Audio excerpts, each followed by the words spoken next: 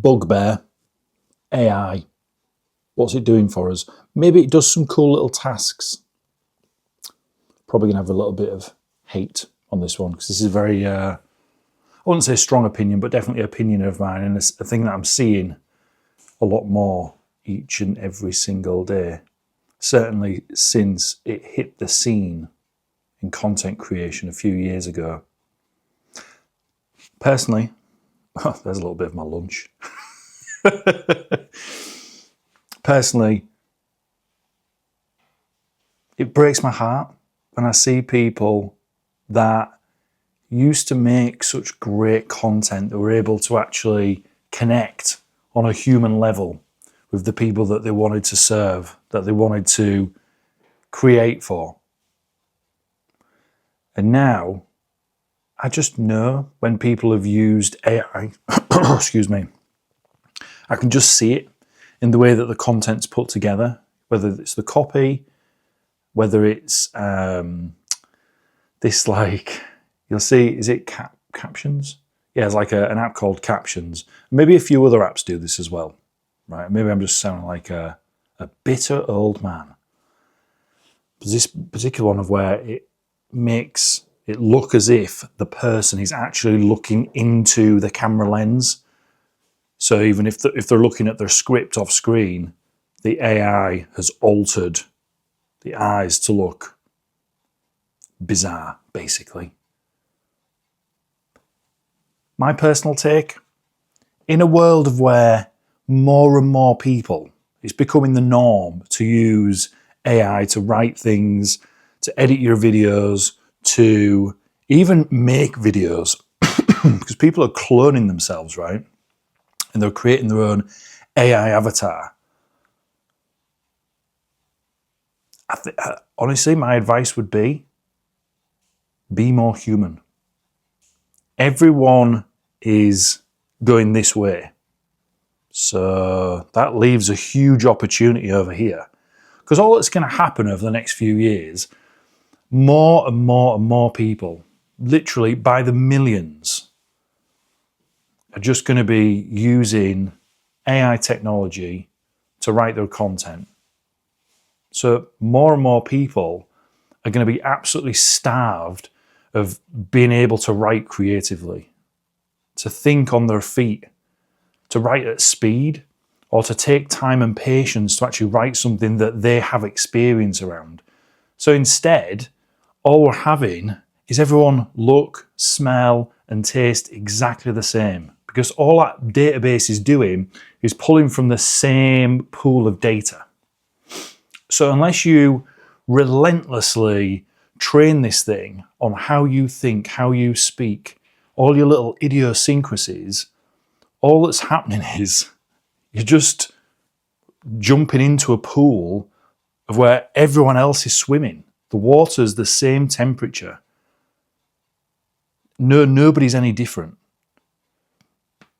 So all we're going to end up with are people that want to have great businesses. They want to do special work with people, but they just don't have the ability to actually stand and make a video, sit and write content, whether that's an article, whether it's something short form, whether it's something heartfelt and induces emotion, from the other person.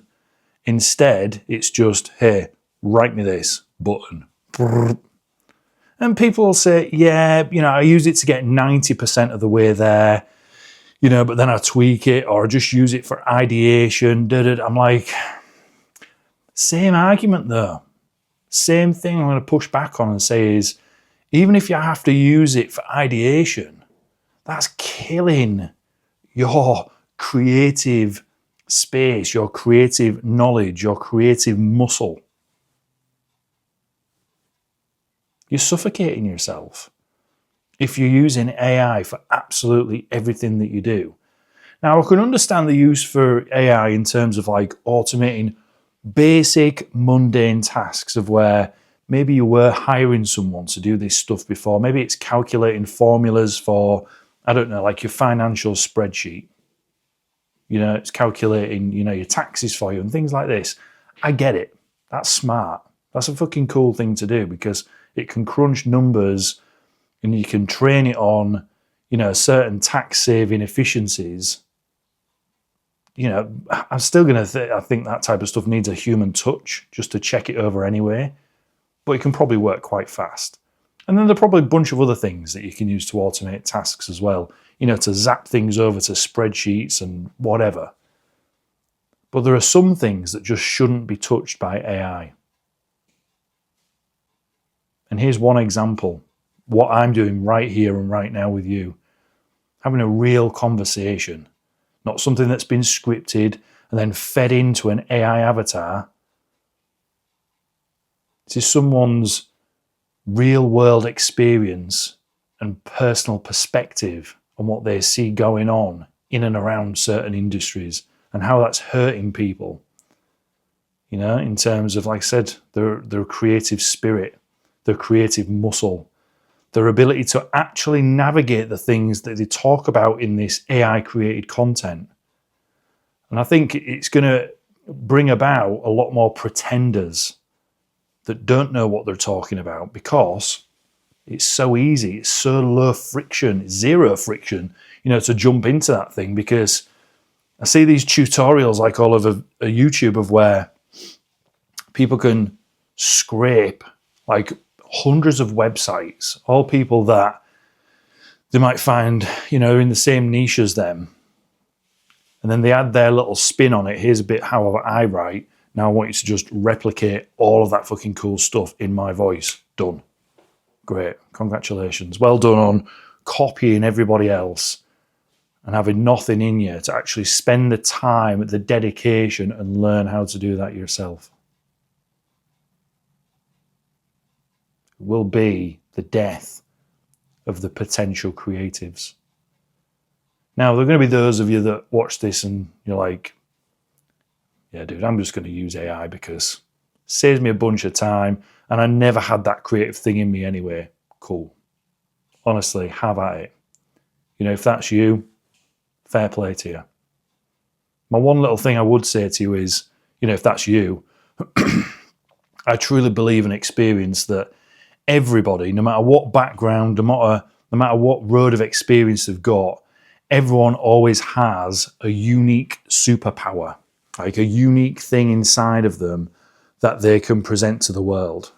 Whether it's just an innate ability to be on video, whether it's an ability to write, whether that's emails, whether you are a great host for a podcast. There's something inside of everybody. I truly believe that. And if you're first toe into the water, or if you're complete let go and you just allow AI to do absolutely everything for you, how are you ever going to train that muscle? It's like going to the gym. How can you ever have a certain aesthetic or a certain level of fitness or a certain level of health and well-being if you just allow something else? It's like strapping one of those ab belts on, where you used to put the gel, you put the belt around and you just press the 6-pack button. You just leave it to fucking electrocute you. Awesome. So if that's you, just consider, actually learn how to fucking do this stuff. Build up the muscle around it. There's going to be a different type of person. Maybe this is you and you're like, yeah, I get it. I see it. How do I fucking compete? These people that are just churning out tens of videos a day, tens of posts, as if they've got a full suite of, marketing team with them. You're not competing with those people. That's the thing you have to remember. You're not competing with those people. The best thing you can do is become more human, is work on you, share more about yourself, become more vulnerable, share more about, your story, your journey to where you fucking got to. That becomes the power in your fucking marketing, not another write me 10 emails that will nurture my fucking email list. Great. What an absolute sucker. Don't do it. Instead, lean into, absolutely punch your way through into whatever your modality is for being creative, for sharing your message, for being in alignment with your genius. That is how you will get ahead. You're not in competition with someone that's using AI. You're in competition with yourself. Get out of your own way. There's my take. You might not like this. You might love it. See you soon.